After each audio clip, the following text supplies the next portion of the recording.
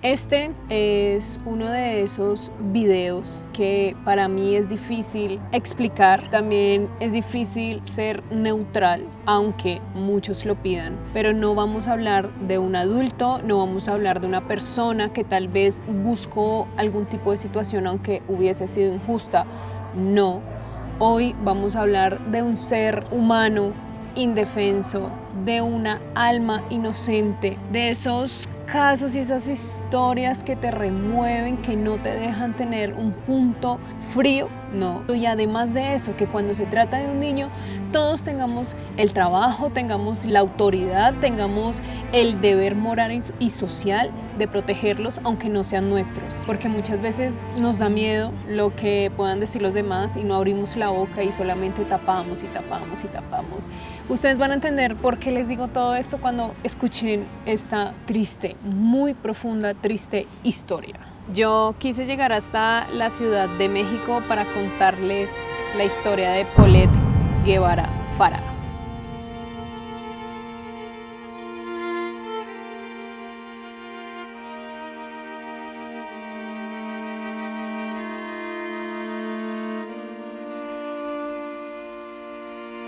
El lunes 22 de marzo del año 2010, una llamada estremeció a los peritos de la Procuraduría General de la Justicia del Estado de México. Una niña había desaparecido en una de las zonas más exclusivas de la ciudad llamada Huixquiluacán. El reporte los llevó directamente a este edificio, al fraccionamiento Hacienda de Las Palmas, edificio Portovita 2, departamento GHC 1, ubicado en la Hacienda Ciervo número 11. Cuando llegaron hasta aquí, encontraron unos condominios bastante elegantes de personas pudientes, de personas que tenían todo tipo de comodidad, porque en la zona en la que estamos y según lo que hemos recorrido es una zona bastante exclusiva de la ciudad. Allí vivía la familia Guevara Farah y desde ese lugar se había reportado la desaparición de una niña de tan solo 4 años, pero adicional a eso, una niña que tenía una discapacidad motriz y del habla.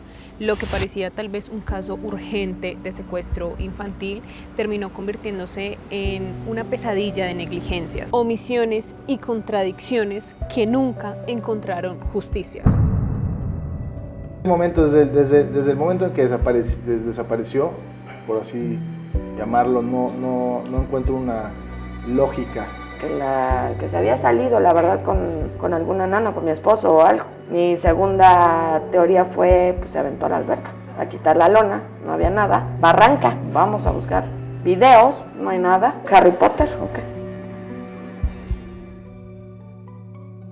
¿Quién era Paulette? Paulette nació el 20 de julio del 2005 en Huixquiluacán, Estado de México. Era la hija menor de Lisette Farah, abogada, y Mauricio Guevara, empresario del sector inmobiliario. Tenía una hermana mayor de nombre Lisette, con quien compartía el hogar y parte de su infancia. Su llegada al mundo fue prematura, nació con apenas 800 gramos de peso, una bebé muy pequeña, midiendo tan solo 34 centímetros. Era muy chiquita, pero desde ese momento su salud fue bastante delicada porque sufrió un derrame cerebral al nacer. Esto le provocó una discapacidad motriz que afectaba gran parte de su movilidad y su capacidad de hablar con claridad. Ella podía emitir sonidos pero no pronunciar las palabras claramente. Tampoco podía caminar sin ninguna ayuda, no podía comer por sí sola ni expresar con fluidez sus necesidades. Su manera de llamar la atención era diciendo Po.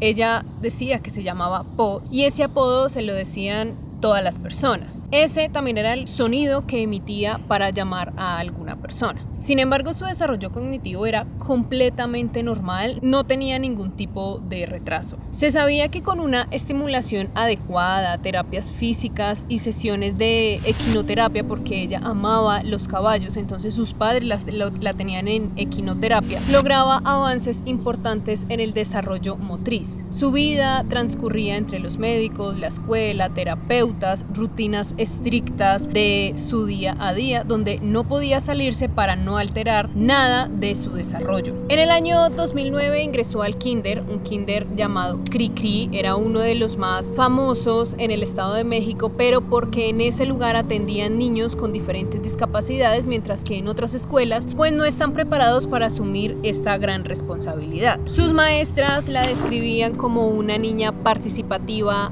alegre y sobre todo con muchas ganas de aprender por ella misma. No le gustaba valerse 100% de sus cosas de una tercera persona, sino que siempre se esforzaba al máximo. En casa, Paulette vivía con sus padres, su hermana y 2 cuidadoras, Erika y Marta Casimiro. Ambas eran hermanas y se turnaban el cuidado de la pequeña. Erika dormía allí con la niña y se encargaba de acostarla, de hacerle todo para que ella estuviera bien, todos los días, cada noche. Marta asistía a Paulette ocasionalmente durante el día, pero Erika siempre estaba con ella. A pesar de sus limitaciones, Paulette era una niña completamente feliz, le gustaban los caballos, como ya se los dije, sonreía con facilidad y disfrutaba bastante del afecto de quienes la rodeaban, tenía una rutina definida, personas que la cuidaban, su vida, en resumen, era un cronograma de actividades totalmente planeado para un desarrollo estable. A menos, eso era lo que aparentaba esta familia. A mediados de marzo del 2010, la niña dejó de asistir al kinder. Sus maestros no tenían claro por qué, nunca se dio una explicación formal del por qué no había regresado, y esto, como un adelanto, nunca se explicó oficialmente. No tengo ninguna hipótesis, yo lo único que quiero es que aparezca mi hija. Se ha descartado el secuestro porque no ha habido llamada.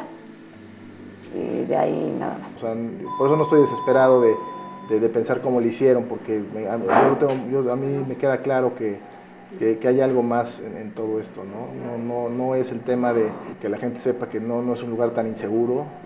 Finalmente, yo viviendo aquí 8 años, jamás se ha perdido una pluma de casa. Regresemos al día de la desaparición. Lo que más sorprendió al equipo de criminalística fue que en el lugar de los hechos, en la puerta del departamento, no se encontraba el fiscal antisecuestro como lo dicta el protocolo en estos casos, sino que se encontraba Alfredo Castillo, que era el subprocurador regional de Cuautitlán Izcalli, y a su mano derecha estaba el procurador Alberto Babas. Y desde ahí todo comenzó a torcerse. Cuando los peritos llegaron aquí, Castillo lo primero que les dijo tajantemente, como una orden a cumplir sin ni siquiera contradecir, fue: espérense afuera, no ingresen. Este grupo de investigadores le dijeron que no podían esperar, que tenían que ingresar de inmediato a la escena, que tenían que investigar, tomar evidencia, tomar fotografías, analizar todo lo que estaba dentro del departamento. Pero Castillo, con una frase absurda, les volvió a negar rotundamente la entrada. Les dijo: no, ahorita no, la familia está consternada. Finalmente, cuando se les permitió la entrada, Castillo los dejó ingresar, ellos sacaron sus elementos de investigación y empezaron a hacer como todo el procedimiento, pero él les dio un tiempo muy corto, y en ese lapso donde ellos estaban empezando a investigar, pasó algo que ellos no se explicaron. Del cuarto de la pequeña salió Olincer Castillo García, que era el escolta personal del subprocurador, y en sus manos llevaba una sábana sacada, retirada de la cama de la pequeña, porque pues salió de ese cuarto y en ese cuarto solamente había una cama que le pertenecía a Paulette. Él la sacó en sus manos. Los peritos le dijeron que para dónde llevaba esa sábana, que necesitaban examinarla, que necesitaban ver por qué la estaba extrayendo de la escena del crimen. Las escenas se quedan quietas, nadie las altera, nadie las toque a menos que tengan todos los equipos especializados para poder acceder a estos materiales, a esta información. A lo que el escolta les dijo que era orden del jefe, es decir, de Castillo, y pues ellos le dijeron que para dónde la llevaba y él no les respondió nada más, simplemente les dijo que era para llevarla a los caninos, a los perros, para que ellos rastrearan el olor de la niña. Esa sábana era fundamental. Más adelante se van a dar cuenta que ahí estaban todas las pistas, pero pues sí, adelantándonos un poquito en esta historia, si ellos hubiesen tenido acceso a esa sábana, se hubieran dado cuenta de muchas cosas que habían pasado sin necesidad de extender el caso tantos días y de la manera más evidente posible. Y eso no fue todo. Durante la inspección al lugar, se dieron cuenta que no había ninguna cerradura forzada, ninguna ventana violentada, no había ninguna puerta dañada, no había ninguna señal de que alguien que no tuviera acceso al edificio hubiese entrado. Esta es la cama de Paulette. La está estrenando aparte. Cuando dices que es una niña especial, ¿a qué te refieres? Ella es una niña que nació muy prematura, de 25 semanas de gestación. ¿De 25 semanas? Sí. Solo los dejaron tomar 6 fotos de la escena antes de que Castillo nuevamente los expulsara. Como si no fuera suficientemente extraño, la denuncia no la hicieron directamente sus papás, como es habitual que uno como padre se desespere, pregunte, denuncie, acude a las autoridades, busque toda la ayuda posible. Como si lo anterior no fuera raro, lo más raro era que la denuncia la interpuso la tía de la niña, Margaret Farad, hermana de la mamá, y ellos pues nunca se habían pronunciado. Ellos parecían distantes emocionalmente de lo que estaba pasando, no se les notaba de pronto en medios de comunicación, o las personas que hablaron con ellos decían que ellos estaban desconectados, como que se perdió, encontrémosla, ¿dónde estará? Necesito ayuda y ya. Algo muy frío, neutral, sin ningún tipo de exageración, o no sé, ¿ustedes qué opinan? Si de pronto es una reacción de un ser humano, porque pues en esos casos que ojalá no sucedieran nunca más, que cuando a una mamá se le pierde su hijo, una mamá que lo tuvo prácticamente 10 meses en su pancita, que se le pierda su bebé, debe ser desesperante. Volvamos al momento de la noche anterior a esta tragedia. Los vigilantes del edificio Porto Vita 2, que están ubicados justamente en esta esquinita, notaron movimientos inusuales, o eran movimientos fuera de la rutina de esta familia en la noche del domingo 21 de marzo del 2010. Lisette regresó sola en un taxi que venía desde el aeropuerto tras un viaje que tenía ese fin de semana a Los Cabos. No traía maletas, no estaba cargando nada visible, no venía pues sí como usualmente uno llega, cargada de cosas de un viaje. Una vez ella llegó, ingresó a su apartamento y no se supo nada de ella, sino hasta más tarde cuando Mauricio Guevara llegó en su camioneta junto con sus 2 hijas y una de las nanas que cuidaba a las niñas, llamada Erika. Uno de los guardias, Omar Domínguez, recuerda que cuando Mauricio llegó al departamento, Lisette bajó y le pidió ayuda a la nana Erika que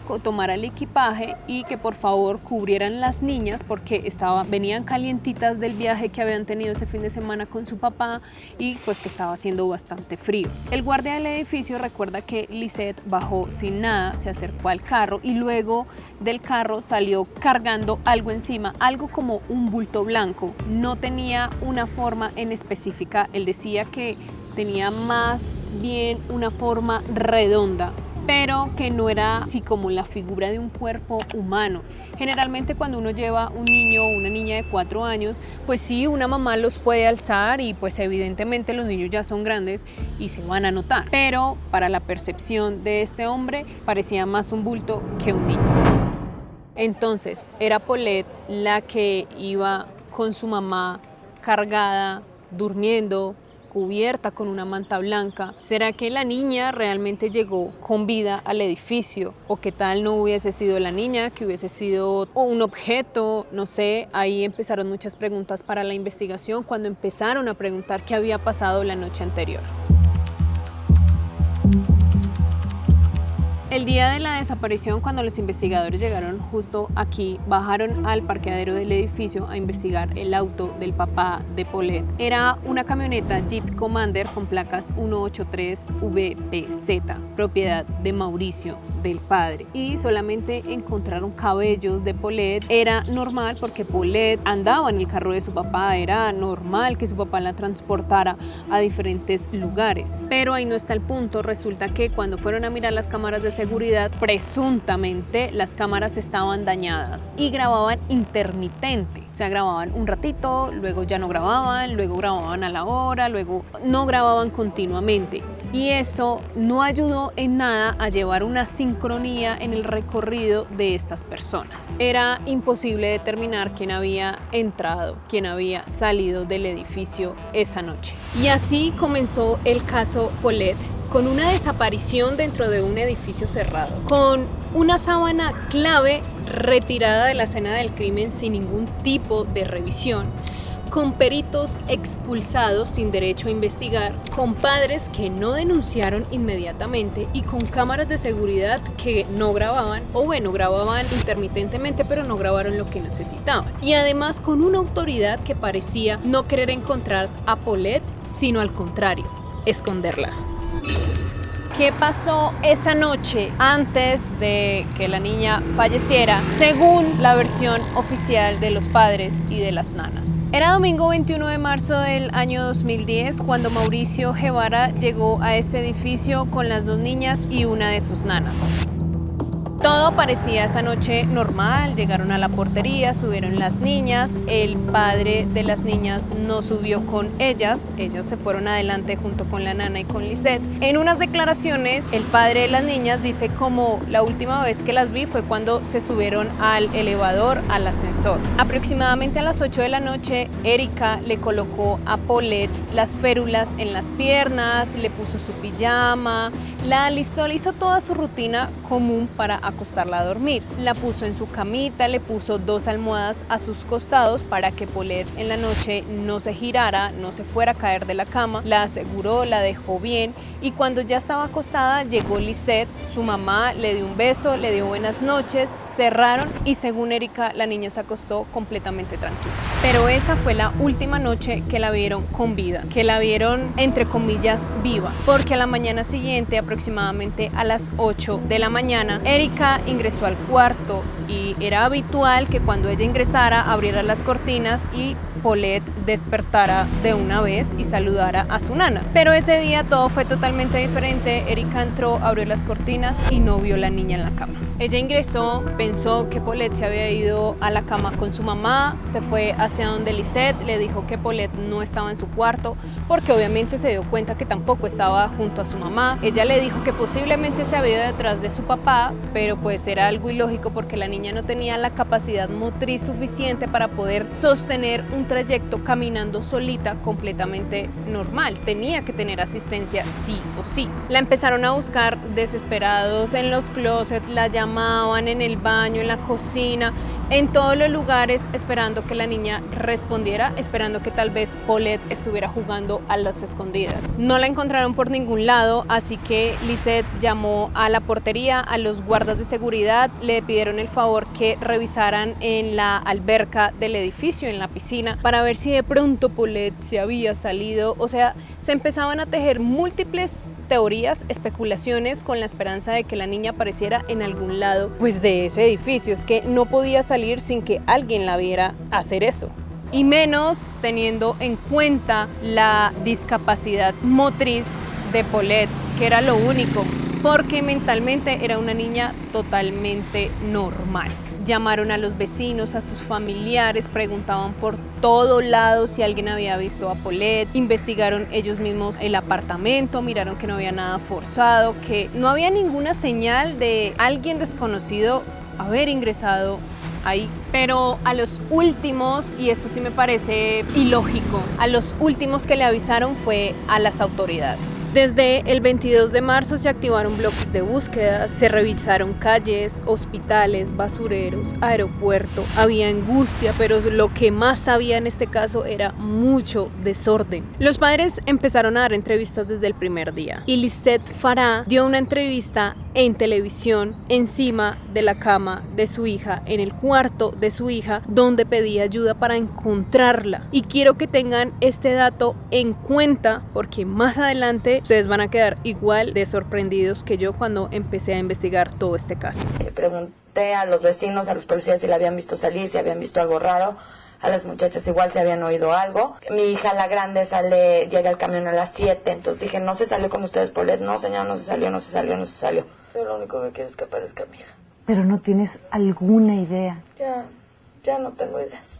Por su discapacidad, cuando yo la saqué del hospital, me dijeron que no iba a caminar. Ella tuvo un derrame en el lado izquierdo del cerebro y quedó afectada en la parte motora del lado izquierdo y del lenguaje. La niña no habla bien. Su mamá decía que Paulette no podía caminar sola, que necesitaba ayuda, que no podía haberse salido sin asistencia de alguien, que ella sabía que no había otro motivo, que ella estaba segura sobre que se la habían llevado. Alguien entró, la raptó y no dejó ninguna pista. Mientras que su papá se mostraba frío, distante en las entrevistas, se mostraba un hombre como serio, muy serio. Es que por eso les pedí que me dejaran en los comentarios si tal vez sería una reacción de algunas personas o definitivamente la impresión de estar serio, distante, seco cuando hablaba de la desaparición de su hija es evidente.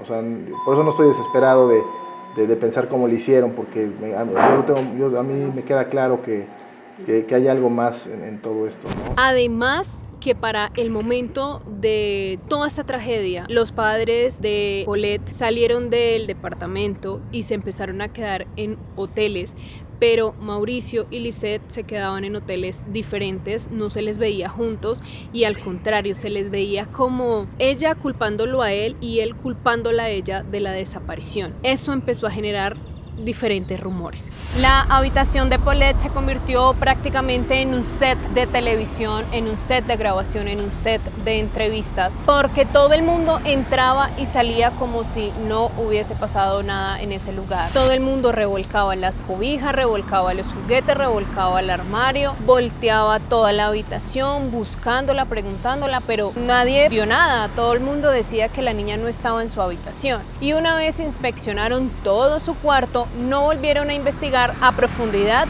su cama. Mientras tanto, pues se activaban los grupos de investigación, se activaron alertas, en este lugar sobrevolaban los helicópteros, empezaron a preparar los perros que con su olfato logran encontrar víctimas, empezaron ya a gestionar todo el tema de la investigación para llegar justamente a este lugar y empezar a detallar cada rincón. Pronto las autoridades recurrieron a una prueba que se hace en este tipo de investigaciones, que es el polígrafo, una herramienta para detectar cuando una persona dice mentiras, pero lo hicieron muy exageradamente mal. Solo hicieron 2 preguntas a cada padre, preguntas sencillas que no tenían ningún tipo de profundidad y la aceptaron como elemento probatorio. Lisette fue descrita tranquila, incluso sonriente en ese momento cuando se estaba enfrentando a ese polígrafo, prueba que genera nervios, así las personas no tengan ningún tipo de relación con el crimen. Con todo esto, algo comenzó a llamar la atención de todos los que estaban involucrados, porque varios testigos notaron lo que les dije, la distancia con su esposo, pero también la distancia que tenía con sus hijas. Entonces, con su hija mayor, con Lisette, ella era más cercana, como que se le veía más cariñosa, mientras que con Paulette era fría, distante, no se le veía tan expresiva a nivel amoroso con su pequeña. Y días después alguien la escuchó decir una, no sé, torpeza, brutalidad, no sé cómo decirlo, pero su frase fue: al fin me queda otra hija. ¿Qué vas a hacer, Lisette? ¿Qué vas a hacer? ¿Cómo vas a solucionar esto? Tienes, como tú dices, otra hija. ¿Qué vas a hacer? ¿Qué voy a hacer? Rehacer mi vida, Adela. Que la sociedad se dé cuenta que injustamente me tacharon. Y así, con todo ese enredo, con toda esa cizaña que se estaba sembrando alrededor de la pequeña de 4 años, el país empezó a darse cuenta que algo no encajaba, que a medida que pasaban una noticia día tras día, que a medida que los peritos decían que no tenían ningún hallazgo, que los perros que estaban dentro del departamento olfateando cada rincón, que los investigadores, que los policías, que los reporteros, que los familiares de la niña estaban adentro como si no fuera ninguna escena de crimen, entraban y salían, pues siempre decían que no había nada y siempre se contradecían en las entrevistas. Algo no cuadraba. El miércoles 31 de marzo del 2010 a las 2 de la mañana, después de 8 días de búsqueda, entrevistas, perros rastreando, brigadas cuidando el lugar y sobre todo una cobertura nacional en televisión, esa madrugada del 31 todo cambió. Amanda de la Rosa, la mejor amiga de Lisette Farah, dormía en el cuarto de Paulette desde hacía varios días atrás porque estaba encargada del departamento, ya les digo por qué. Pero esa noche notó algo extraño, una pequeña mancha en la colcha de la cama de la niña y un leve hundimiento, un olor muy tenue pero algo diferente, como si algo empezara a descomponerse. El olor le provocó náuseas, le provocó ganas de trasbocar. Se fue corriendo para el baño, regresó a revisar qué era lo que estaba en la habitación que le provocó esa sensación en su cuerpo. Levantó la colcha de la cama y ahí, entre el colchón y la base de la cama, estaba el cuerpo sin vida de Paulette.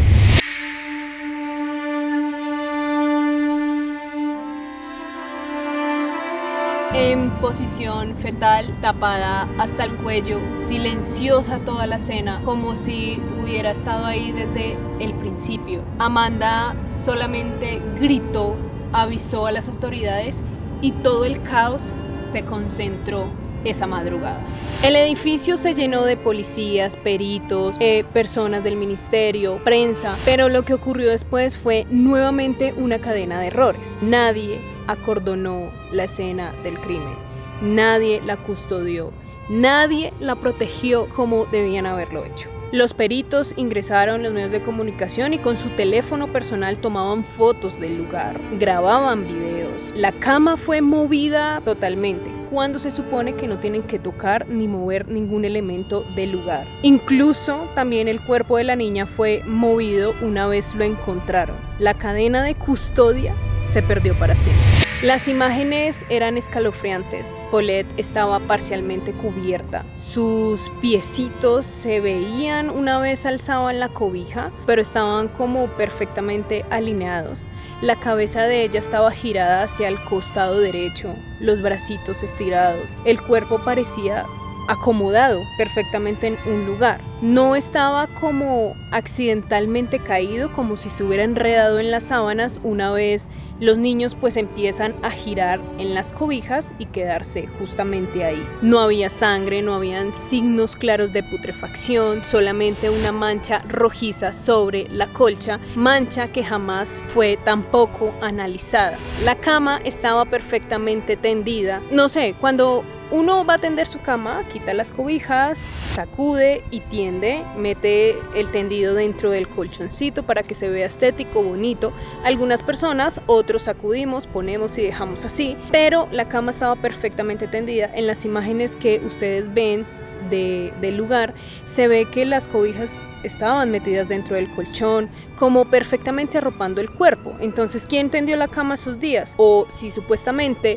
la amiga que se estaba quedando en ese lugar, pues ella dormía en la cama de la niña, nunca extendió las cobijas. ¿Qué pasaba ahí? Es que no sé explicárselos porque eso no tiene ningún tipo de explicación. Supuestamente estaba ahí en los pies de la cama y todo el mundo entrar y salir y ni siquiera los perros olfatearlo. Claramente, para contarles toda esta escena, encontré las imágenes que se tomaron dentro de la habitación, imágenes que no se las voy a publicar, las vi en otros medios donde no hay tanta censura. Solamente les mostré el pedacito de la cama para que me entiendan qué significa poner la cobija adentro de la cama y el colchón. Aquí hay un dibujo que intentaron recrear sobre la escena, que es este que están viendo en este momento, pero las demás imágenes, sobre todo por respeto, ustedes saben que cuando se trata de niños, a mí me toca el alma, me toca el corazón, me da mucha rabia y no me gustaría que las imágenes estén rodando por todo lado como si fuera un show, como lo quisieron en este caso, ser un show mediático a ver quién tenía la razón. No, pero pues esa es una manera con este dibujo de que lo entiendan sin mostrarles más allá. Ahora sí, recuerden que les dije que la mamá estaba dando entrevistas a medios de comunicación sobre la cama de la niña. Ahora sí entienden por qué es tan perturbador. Si la niña estuvo ahí durante esos 9 días, metida en los pies de la cama, entre la madera, el colchón, ahí metida en ese huequito, ¿por qué no se dieron cuenta? O sea, estar ahí en esa cama, la reportera, el camarógrafo estar frente ahí, o sea, frente a la cama, justo en ese lugar donde la encontraron y nadie notar nada. O sea, eso es algo demasiado imposible de creer. Y si no es imposible de creer, al menos es demasiado difícil A las 4:40 de la madrugada, los peritos se retiraron del lugar y con ello se retiró cualquier posibilidad de reconstruir la verdad. Horas más tarde apareció en escena el procurador del Estado de México, Alberto Baz Baz, y lo que dijo terminó de explotar la mente de todo el mundo y también de algunos investigadores que no entendían por qué dijo lo que dijo. Su frase fue: Paulette murió accidentalmente, cayó entre el colchón y la piecera de la cama, se asfixió, no hay delito que perseguir. ¿Un accidente? Una niña con discapacidad motriz se cayó sola a un hueco bastante estrecho sin que nadie lo notara, y tampoco olía mal el lugar, tampoco había botado algún tipo de líquido de descomposición, ni una sola pista durante 9 días mientras el país entero la estaba buscando por todas las calles de Ciudad de México, poniendo carteles, pegando cosas en las paredes, las redes sociales explotadas pidiendo ayuda, los papás saliendo por televisión, la mamá sentada sobre la propia cama. O sea, 9 días. La escena se veía demasiado limpia, demasiado intacta, demasiado absurda, y de esa manera el caso de Paulette pasó de ser una tragedia a convertirse en una herida abierta para México. Horas después del hallazgo del cuerpo, el país estaba esperando una respuesta clara, contundente, que explicara su desaparición durante todos estos días, pero lo único que todos recibieron fue como una bofetada en la cara, como una patada donde más les duele, por ese dictamen médico tan mediocre que dejó más preguntas que respuestas. El encargado de firmar ese documento forense fue el médico forense Mario Alberto Orozco Camacho, que era el director del Instituto de Servicios Periciales del Estado de México. El documento es este número de caso NINSLUR III 099-2010. Y este archivo se presentó como si fuera la verdad absoluta. ¿Y qué decía? Aquí anoté textualmente lo que decía ese archivo judicial. Y era lo siguiente: obstrucción de orificios respiratorios y comprensión torácico-abdominal. Es decir, que cayó accidentalmente entre el colchón y la piecera. No pudo moverse por su discapacidad hasta asfixiarse. El informe también aseguraba que no habían signos de violencia, no habían lesiones, no había sangre, no había signos de abuso íntimo, ni ningún tipo de huella que dijera que había sufrido al momento de su fallecimiento. Y aunque todo parecía técnico, detallado, investigado, pues ese no era el problema era el tiempo. La autopsia no duró horas, como usualmente sucede, incluso días. La autopsia de esta pequeña, que duró todo ese tiempo desaparecida, tan solo duró 2 horas. Sí, 2 horas para resolver uno de los casos más mediáticos del país. 2 horas para explicar cómo una niña murió en su cama sin que nadie se diera cuenta. 2 horas para cerrar este caso. El dictamen también decía que la muerte de esta pequeña había ocurrido entre 5 a 9 días antes de su hallazgo. ¿Y eso qué significa? Que Paulette pudo haber muerto esa misma noche del 21 de marzo o incluso días después de su desaparición. Y si contemplaban la posibilidad de que había sido días después, ¿el cuerpo realmente estuvo ahí en la cama todo ese tiempo? ¿O alguien pudo haberlo colocado después? Y si estuvo ahí desde el inicio, ¿por qué no olía mal? El dictamen también hablaba de un tipo de secreción espumosa en la nariz y la boca típica de una persona que fallece por asfixia. Pero eso era lo único concluyente, no había absolutamente nada más. No estaba la conclusión de el croquis de la escena que dijera por qué la cama estaba tendida, por qué movieron la cama, por qué manipularon la niña, por qué quitaron la sábana. Todas esas incógnitas que seguramente a ustedes se les está generando en este momento, al igual que a mí aún, luego de estudiar todo esto, pues no estaban ahí en el dictamen, y se supone que ese documento oficial que se emite al final diciendo esto fue lo que pasó, pues no había absolutamente nada, y la mancha roja se quedó en el olvido. ¿Y saben qué es lo que a mí más me pone a pensar? En los perros. O sea, los perritos están entrenados para olfatear, buscar y recibir su croqueta, su premio. Ellos, ese es su trabajo. A los perros uno no les puede decir como vamos a pasar por el lado, pero no digan nada. Claramente que eso no va a pasar. Y ni siquiera ellos en ningún momento, olfateando toda la cama, sintieron algo extraño. Ahora me voy a ir para otro lugar para terminarlos de indignar. El país entero se quedó sin palabras y esa hoja oficial donde describía todo lo que había pasado quedó sellada, escrita y publicada. Ya no se trataba de una cadena de errores, ya más bien parecía una cadena de encubrimiento. Ahora les voy a contar esa parte que no les dije, lo que pasó con los papás, con la tía, con las nanas, porque no quería enredarles todo este proceso con tanta información. Resulta que el martes 30 de marzo del 2010, la policía hizo una captura preventiva a las personas que estaban involucradas directamente en la desaparición. Estas personas fueron Lisette Farah, la madre, Mauricio Guevara, el padre, y las nanas, Erika y Marta Casimiro. El plan era interrogarlos, sacarles información, preguntarles qué había pasado, que les dieran todos los detalles del día anterior y de esa manera pues también iban a prevenir que alguno de ellos saliera del país y se llevara la información que tuviera. Y entonces pasó lo impensable. Primero fue Lisette, estaba frente a los agentes ministeriales Juan José Granjeno y Ricardo Prida. Los miró fijo y soltó una bomba que ellos no podían creer. Les dijo, yo sé dónde está Paulette y también sé quién la desapareció. Fue mi esposo Mauricio. Él lo planeó todo. Así, sin titubeos, directa, cruel, culpando al padre de su hija. Y horas más tarde tocó el turno de Mauricio frente a los agentes de investigador, donde lanzó otra declaración contundente, cruel y fría. Dijo él también, sí, yo sé dónde está Paulette, pero solamente se los puedo decir si me garantizan que no me van a llevar a prisión, capturado, porque temo ir a la cárcel. Ambos padres, el mismo día, en diferentes salas, confesaron saber dónde estaba su hija. Ambos se acusaron entre sí, pero no revelaron el punto exacto.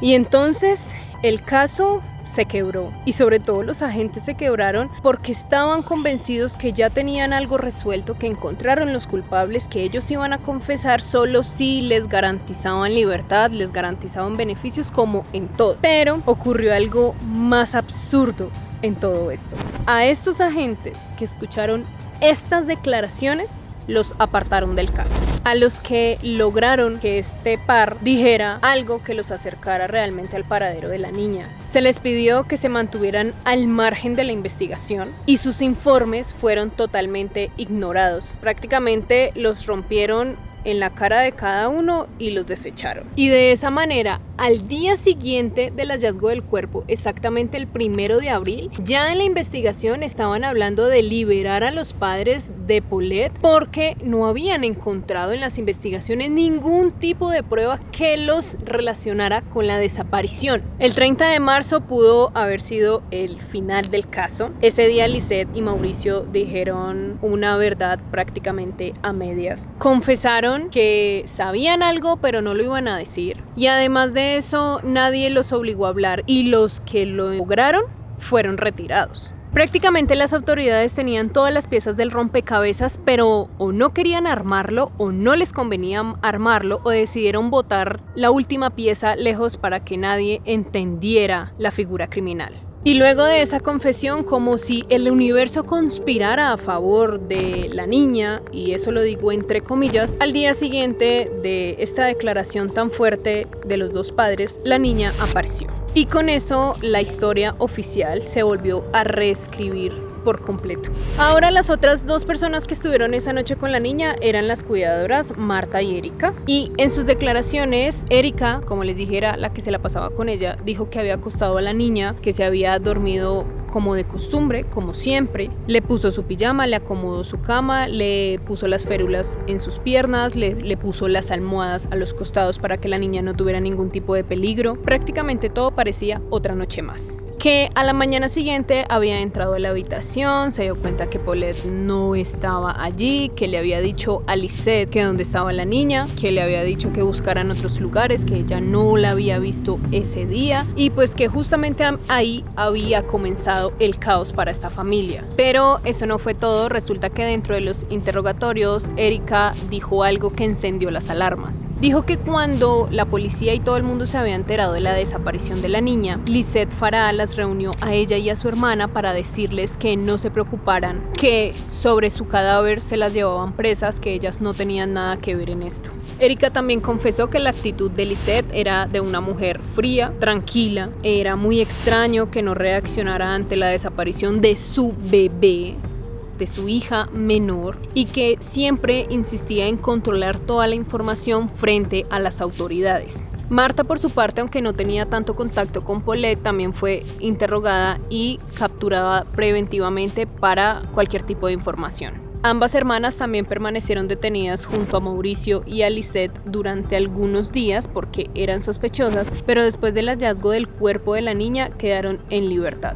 Estas mujeres nunca fueron acusadas, nunca volvieron a hablar y se desaparecieron completamente. Ahora hablemos de Amanda de la Rosa, la amiga íntima de Lisette Farah. Esta mujer había viajado con Lisette para Los Cabos el fin de semana de la desaparición y también se estaba quedando en el departamento durante los días de búsqueda. Yo les dije que ya les iba a decir por qué se estaba quedando, y es que pues había una persona que estaba encargada para poder dar el ingreso, estar pendiente de la escena del crimen, aunque fuera realmente como una serie de novela, y ella estaba ahí y se estaba quedando en la cama de la niña precisamente, mientras que Lisette y Mauricio pues estaba cada uno quedándose en hoteles diferentes. Además que según la versión oficial, ella fue la que, entre comillas, descubrió el cuerpo de la niña. Con todo esto, entonces podemos analizar que Amanda durmió durante muchos días al lado del cadáver. Nunca sintió absolutamente nada, sino hasta 9 días después. Ni una mancha, ni un olor, ni algo extraño, ni un bulto. Solamente se apareció la mancha hasta el 9º día. La pregunta que nos hacemos todos en este punto de la historia es ¿por qué ella lo encontró ahí esa madrugada? Porque justo esa noche, y cómo pudo dormir ahí sin percibir absolutamente nada. Amanda nunca fue capturada de manera preventiva como capturaron a los otros 4 personajes, nunca fue investigada, tampoco fue interrogada luego de encontrar el cadáver, solamente dio su versión y se fue. Esa es otra pieza que nunca le encajó al rompecabezas, otra pieza que quedó en el aire y que nadie se tomó el trabajo de investigar. Bueno, aparentemente nadie se tomó el trabajo de investigar porque presuntamente el que investigaba de manera correcta lo iban haciendo a un ladito. En ese punto ya nada tenía sentido, nada tenía respuesta y todo el mundo exigía algo que seguramente nadie les va a responder, ni hoy, ni mañana, ni nunca. Todos sabemos que cualquier persona que haya estado cerca de un cuerpo sin vida sabe que después de unas horas el proceso de descomposición es inevitable. Se generan gases, aparecen fluidos y sobre todo surge cierto olor desde el primer momento. Pero mágicamente Paulette no tenía ninguno de estos signos que se presentan unas horas después de perder la vida. Lo más triste es que cuando las autoridades quisieron responder todas estas preguntas del olor, de la descomposición, de los gases, la respuesta fue doblemente más ilógica que todo lo que hemos escuchado atrás. Dijeron que el cuerpo estaba contenido entre el colchón y la piecera de la cama. Esto provocó que se retuvieran, que se encapsularan los olores, que la habitación de la niña tenía una temperatura ideal para la conservación de algún cuerpo, que la niña estaba en posición boca abajo cubierta por la colcha y esto también prevenía que los gases no se liberaran por nariz, boca, oído, cualquier tipo de orificio. ¿Pero en serio? O sea, ¿es en serio lo que justificaron? Ni porque la habitación no hubiera estado a bajo cero, ni porque la cama fuera herméticamente sellada para que no se liberara ningún tipo de gas. O sea, tendría que tener unas condiciones extremas. Es que hay procesos biológicos que uno no puede evitar como ser humano. Se tienen que utilizar procesos químicos para conservar. 9 días son 9 días y el cuerpo no mostraba signos normales de descomposición. No habían manchas visibles, la cama tampoco tenía ningún tipo de líquido que pueda desprender el cuerpo humano una vez fallece, y tampoco había la típica hinchazón que se le genera a los cadáveres. Peritos independientes, expertos forenses, criminólogos, todos dijeron lo mismo: ese cuerpo no parece haber estado ahí durante todo ese tiempo. No muestra el grado de descomposición esperado y pudo haber sido colocado después. Y eso, las versiones que dan las personas ajenas al caso, cambia la perspectiva bastante. Es más, sin ni siquiera ser profesional en criminología, en investigación, en absolutamente nada forense, pues uno deduce que esto está demasiado extraño. El solo hecho de que no oliera mal fue una de las pruebas más contradictorias para la versión oficial, porque los cuerpos hablan y ese silencio sin olor fue lo que más hizo ruido. Después de la tormenta mediática y las críticas directas al dictamen final de medicina legal de los peritos, provocaron muchas conjeturas, provocaron bastantes impactos a nivel social, y esto provocó que tomaran una decisión, y fue recrear la escena del crimen, montar una cama, colcha, una muñeca de la contextura corporal de la niña y recrearan todo lo posible, todo lo que pudo haber pasado en ese momento. Y en lugar de abrir unas nuevas líneas de investigación, procesando a las personas directamente implicadas e investigando un poquito más, lo que hicieron fue: abramos una escena, recreémosla y demostrémosle a la gente que lo que dice el archivo judicial es totalmente cierto. Y lo peor de esto es que la recreación de la escena la transmitieron por la televisión nacional para que todo el mundo se convenciera de lo inconvencible.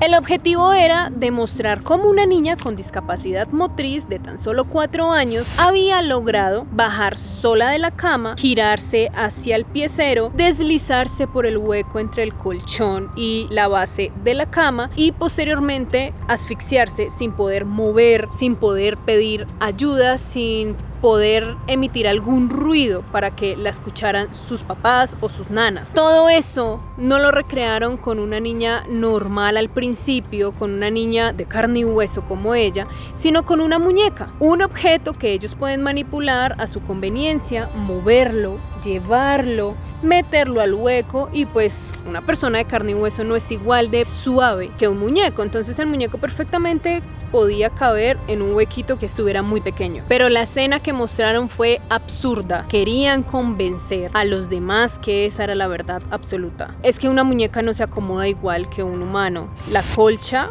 cuando hicieron la demostración, se arrugaba bastante, así fuera con un muñeco. Ahora imaginémonos con una niña que tiene discapacidad y sus movimientos no son coordinados, deben ser más bruscos, deben ser más abiertos que un niño que tiene cuidado al correr una cobija. La cama se movía cuando el perito estaba haciendo la demostración, todo se veía muy falso. Eso era una reconstrucción mal hecha, no tenía sustento técnico, eso era una farsa total. Lo peor es que un fiscal se preste para narrar algo como si fuera la historia real. Lo peor es que una persona que supuestamente está en esa posición se preste para una actuación, un show, y tratándose de una niña. Eso es lo que más lo indigna a uno, que sea una niña, porque es que un adulto se puede defender, aunque la mayoría de veces no, pero ahora un niño, una niña, solo 4 años, eso es lo peor de todo esto, que todo el mundo se prestó para esto.